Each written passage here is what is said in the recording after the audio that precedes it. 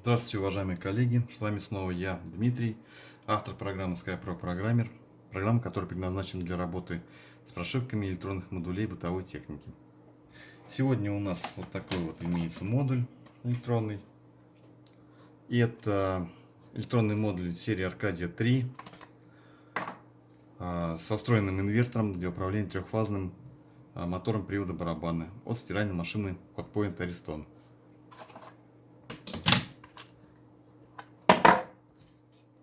Снял его и принес мне коллега-мастер.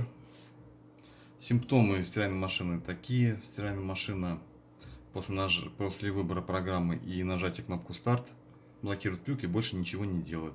Мастер проверил все компоненты, которые смог. Ничего подозрительного не увидел. В результате он принял решение снять электронный модуль и доставить его ко мне с целью диагностики и дальнейшего ремонта. Я решил начать с прошивки, для того, чтобы убедиться в исправности прошивки в контрольной сумме, а также посмотреть статистику ошибок, которые возникали при работе стиральной машины.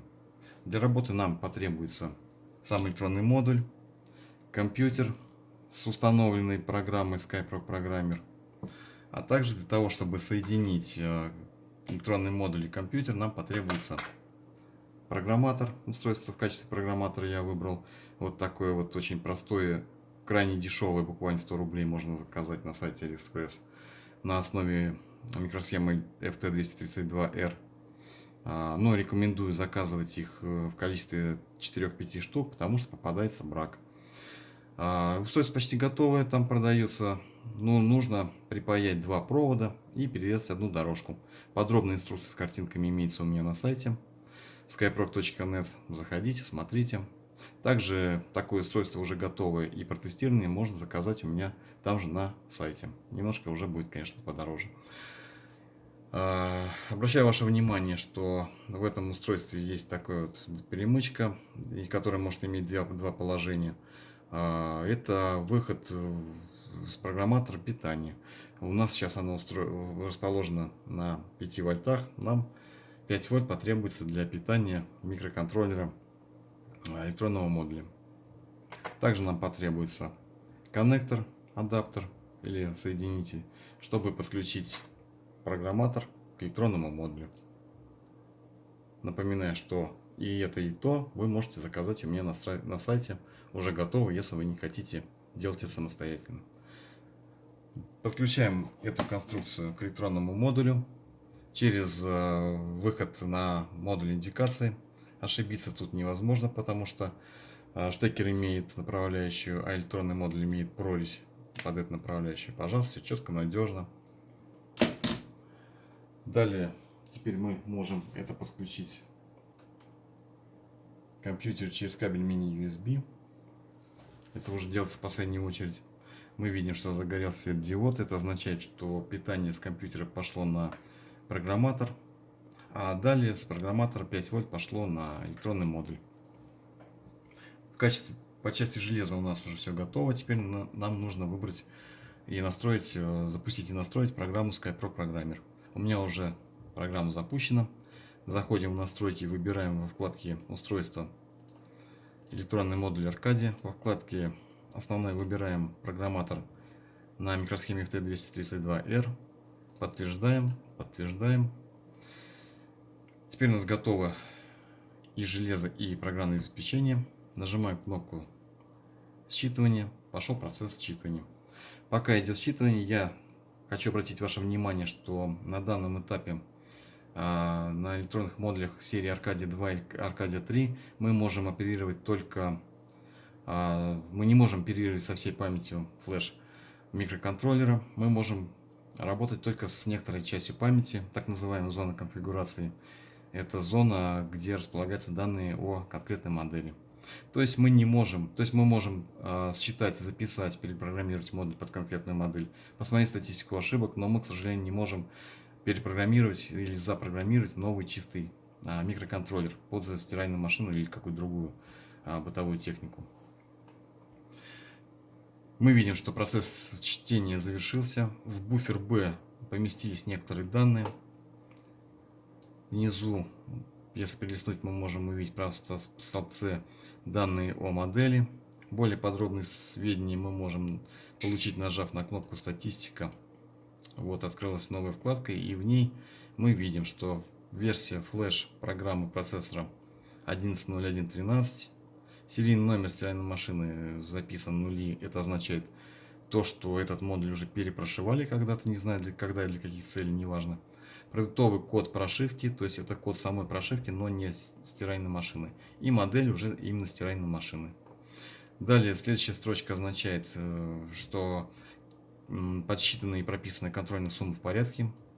Вот она сигнализирует нам зеленым цветом. И теперь самое интересное, из-за чего, собственно, я и хотел получить прошивку, посмотреть, это статистика возникавших ошибок при работе стиральной машины.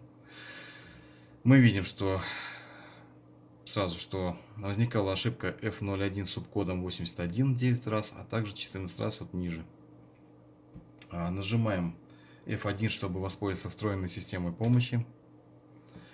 Открылось новое окошечко. Сразу хочу обратить ваше внимание, что все на английском языке. Это я выбрал для того, чтобы было более понятно нашим иностранным коллегам, пользователям. Их очень много.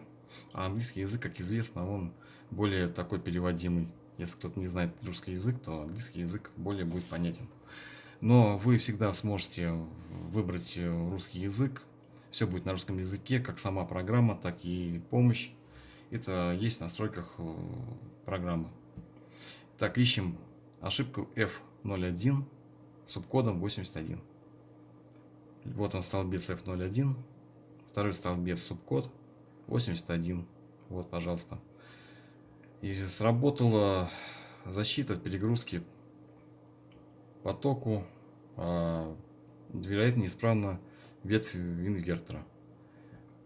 Расшифровав данную ошибку, я понимаю уже сразу, что очевидно, что неисправен инвертор. Скорее всего, неисправен транзистор 2, может 2, может даже и больше, а также цепи, которые управляют этими транзисторами. Давайте на всякий случай посмотрим, какие еще были ошибки возникали. Видим, что ошибка F02 субкодом 82, ошибка F02 субкодом 86 и субкодом 84. Давайте пробежимся по этим ошибкам, посмотрим. F02, 82, перегрузка по фазе. F02, 84, нет коммутации мотором. И 86, нет вращения в течение 5 секунд барабана. Все ошибки говорят о том, что нет управления мотором, перегрузки, то есть ошибки говорят о неисправности инвертора.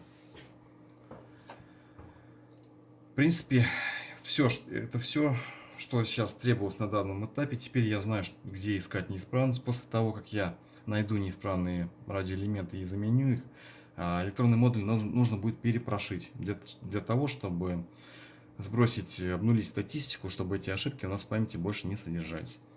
Для этого я просто сейчас вам покажу, не буду сейчас перепрошивать, но покажу, как подготовить прошивку для перепрошивки, перепрограммирования модуля. Для этого кликаем на код прошивки, открывается встроенная база данных.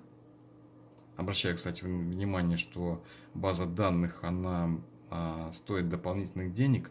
То есть можно купить без базы данных, будет дешевле. Можно с базой данных, будет немножко подороже. Нашлась такая прошивочка у нас, которая нам нужна. Два раза кликаем по ней. Она у нас помещается в буфер А.